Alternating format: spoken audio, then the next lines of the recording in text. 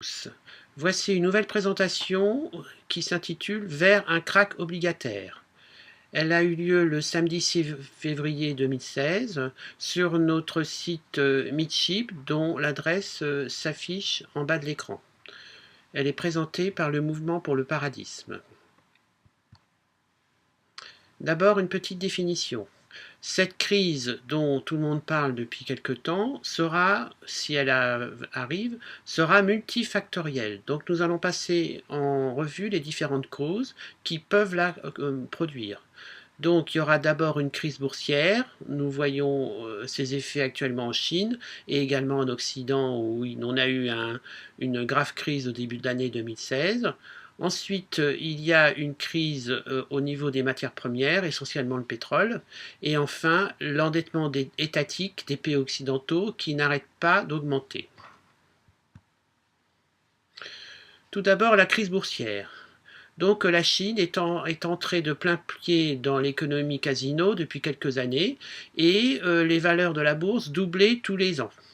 Donc évidemment, comme les arbres ne vont pas jusqu'au ciel, il y a eu un krach fin 2015, début 2016, et pour y remédier, la Chine a dû dépenser 1000 milliards de dollars pour défendre la valeur de sa monnaie. Deuxièmement, la crise des matières premières. Donc actuellement, nous sommes dans une phase trompeuse puisque en fait, il y a surproduction généralisée, et en particulier dans le domaine du pétrole. Puisque grâce au gaz de schiste aux États-Unis, il y a surproduction depuis quelques années et le pétrole a perdu les 3/4 de sa valeur.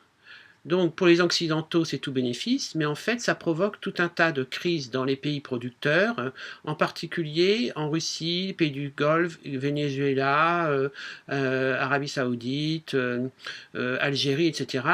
Tous ces pays sont au bord du gouffre. Ensuite et surtout, la crise de l'endettement étatique. Donc sur le schéma du bas, vous voyez les différentes composantes de l'endettement aux États-Unis où la valeur est de plus en plus importante.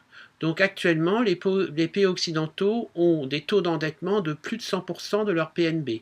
Chez un peu tous, même l'Allemagne, même les pays vertueux. Et donc cet endettement augmente environ de 5% par an depuis les années 70, à l'époque où il y a eu une espèce de mise en tutelle des pays occidentaux par les banques, puisque les pays occidentaux ne peuvent plus directement émettre des bons du trésor. Ils sont obligés de passer par les banques. Le jour où les banques réclameront des taux d'intérêt beaucoup plus élevés, c'est là que le krach risque de se produire. Conséquences financières de tout ceci, d'abord, il y a eu la grave crise de subprime en 2008 et les banques centrales ont émis plein d'argent pour subvenir à cette crise. D'abord la banque américaine, la Fed, et ensuite la banque européenne. Des milliards de dollars. Actuellement, la banque européenne émet entre 60 et 80 milliards d'euros tous les mois, c'est-à-dire qu'elle fait de la planche à billets. Conséquence, on se retrouve avec une méga bulle géante de 23 000 milliards de dollars qui se promènent et qui s'investissent en fonction des opportunités. C'est une bombe à retardement. Conséquence de tout ceci sur la bourse. Donc, nous avons déjà eu des crises boursières, surtout dans les pays du tiers-monde, en particulier dans l'Asie du Sud-Est en l'an 2000. Mais aujourd'hui, nous avons des crises boursières dans tout ce qu'on appelle les BRICS, c'est-à-dire le Brésil, la Russie, l'Inde, la Chine et l'Afrique du Sud. Ces pays sont au bord de la faillite. Parce que, évidemment, tout cet argent baladeur, il va là où les rendements sont les plus élevés. Donc si un jour ils n'ont plus de rendement, ils s'en vont. Ensuite, conséquences sur les matières premières. Donc la conséquence la plus importante est sur le pétrole. À cause de cette surexploitation, il y a trop de pétrole sur le marché. Donc c'est très trompeur, ça peut se retourner du jour au lendemain. Et il y a un pays en particulier qui est au bord du gouffre, c'est le Venezuela. Il est premier producteur de pétrole lourd au monde, mais du fait de la mauvaise gestion qui a lieu avec Chavez depuis 20 ans, il y a une inflation à 700% et ils sont obligés d'importer du pétrole des États-Unis. Par contre, comme les pays du Golfe n'ont plus d'argent, ils sont obligés de vendre les actions des sociétés qu'ils ont achetées en Occident. Donc Abu Dhabi a commencé et l'Arabie Saoudite le fait, d'autant plus qu'elle se met à faire des armes à grande vitesse aujourd'hui. Donc le prix des actions risque de s'écrouler d'autant plus que ces pays vont les vendre. Conséquence sur l'endettement étatique qui est le plus important. Nous avons des taux d'intérêt très faibles actuellement, en particulier qui peuvent être inférieurs à des pourcents, voire inférieurs à zéro, pour les pays qu'on appelle triple A, c'est-à-dire l'Allemagne, l'Europe du Nord et autres. Mais même la France bénéficie de taux très très faibles actuellement. Donc ces fonds baladeurs, 23 000 milliards de dollars, ils peuvent partir du jour au lendemain des fonds de pension et réclamer des taux supérieurs à deux chiffres, c'est-à-dire supérieurs à 10%. À ce moment-là, les banques centrales européennes ne pourront plus rembourser ces déficits et elles pourront être en faillite. Donc nous avons déjà eu plusieurs cas. L'Argentine a fait faillite dans les années 80 et jusqu'à aujourd'hui, elle ne peut plus émettre d'emprunts sur les marchés des capitaux. Enfin, heureusement, la semaine dernière, elle a trouvé un accord avec les derniers créanciers. Nous avons un autre exemple très frappant, la Grèce, qui a déjà fait 3 faillites généralisées depuis la création du pays en 1830. Et enfin, exemple plus ancien, la Russie, qui a fait faillite en 2017 avec les emprunts russes, et donc jusqu'à aujourd'hui, plus personne ne lui fait confiance, donc elle ne peut plus emprunter sur les marchés des capitaux. Ce qui fait qu'elle est obligée d'être vertueuse, donc elle a un taux d'endettement très faible. Conclusion provisoire sur cette crise systémique. Donc elle pourra se passer en plusieurs étapes. D'abord, crise obligataire, c'est-à-dire impossibilité de rembourser les dettes des États, qui risque d'entraîner une crise de la monnaie qui ne vaudra plus rien.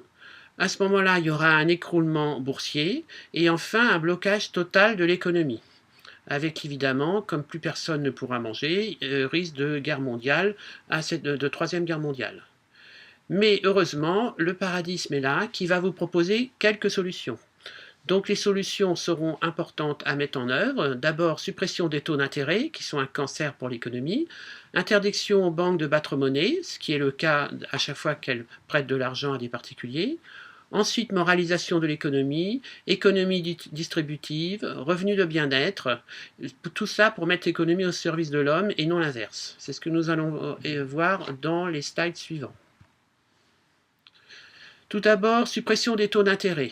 Donc les taux d'intérêt sont le cancer de l'économie et ils peuvent pousser les emprunteurs à la faillite. Ce qui s'est passé avec la crise de subprime en 2008 où on prêtait à des gens qui n'avaient pas de revenus, pas d'apport et pas de salaire. Donc ça pouvait que mal se terminer. Et cette crise a failli mettre toute l'économie occidentale au bord du gouffre. Alors actuellement, tout est basé sur les taux d'intérêt, alors qu'ils sont expressément interdits dans la Bible et surtout dans le Coran. Donc il y a une petite incohérence. Donc ce serait le début de la mise en place d'une économie responsable qui doit remplacer l'économie mafieuse que nous avons actuellement. Deuxièmement, interdire aux banques de battre monnaie. C'est-à-dire à chaque fois que vous empruntez de l'argent dans une banque pour acheter une maison et autres, elle crée de la monnaie, donc il y a un effet boule de neige. Donc on se retrouve avec des montagnes, des milliards de dollars qui circulent un peu partout. Donc cette interdiction permettrait de remettre l'économie sur des bases durables en supprimant l'effet casino actuel. Troisièmement, moraliser l'économie. Donc on peut voir qu'aujourd'hui, la plupart des pays sont des pays mafieux, c'est-à-dire qu'il y a de la corruption, des oligopoles, des paradis fiscaux et autres. C'est ce qu'on voit actuellement au Brésil, où il y a une grave crise institutionnelle, mais la France est très mal classée, puisque nous sommes 35e du point de vue de la moralisation de l'économie au niveau des pays occidentaux. Donc depuis quelques années, il y a une tentative de moralisation qui se fait avec ce qu'on appelle les accords de Bâle 1, Bâle 2, Bâle 3, etc. Et en particulier pour supprimer les paradis fiscaux, où il y a des dizaines de paradis fiscaux sur Terre qui permettent à la plupart des sociétés de payer le moins d'impôts possible. Quatrièmement, autre solution à mettre en place rapidement, l'économie distributive. Donc actuellement, nous avons des pays qui sont spécialisés. Les pays industrialisés font le commerce, les pays pauvres font de l'agriculture, nous avons des pays usines comme la Chine et le Vietnam. Donc dans l'avenir, l'avenir sera de produire localement, en particulier grâce aux nouvelles technologies et surtout les imprimantes 3D et les robots. Enfin, mise en place du revenu de bien-être, c'est-à-dire qu'aujourd'hui, on doit travailler pour vivre, et donc dans le projet Paradis, lorsque tout travail sera effectué par des robots, les gens pourront se consacrer à ce qu'ils aiment, à ce qui les fait s'épanouir, puisqu'ils auront chacun un revenu de bien-être pour leur permettre de vivre sans travailler. Mais tout ceci ne se fera qu'en plusieurs étapes, bien entendu. Donc, pour conclure, il faut mettre l'économie au service de l'homme et non l'inverse. Donc l'économie actuelle, c'est le résultat de notre histoire qui a eu des hauts et des bas, mais aujourd'hui, comme nous arrivons à la fin de l'histoire, il faut tout remettre à plat. Donc de nombreux effets pervers s'accumulent, la société est de plus en plus complexe, il y a de plus en plus de crises économiques, et tout cela peut aboutir à une crise obligataire généralisée avec disparition de l'économie sur Terre. Donc le Paradis propose une refonte totale des circuits économiques pour mettre enfin l'homme au centre de l'activité économique. Donc conclusion, venez nous rejoindre tous les premiers samedis du mois sur Meetship, dont l'adresse est actuellement affichée, où nous vous proposons tout un tas de solutions pour sauver l'économie, mais également pour mettre en place la société des loisirs que tout le monde attend, mais qui a beaucoup de mal à arriver. Je vous remercie.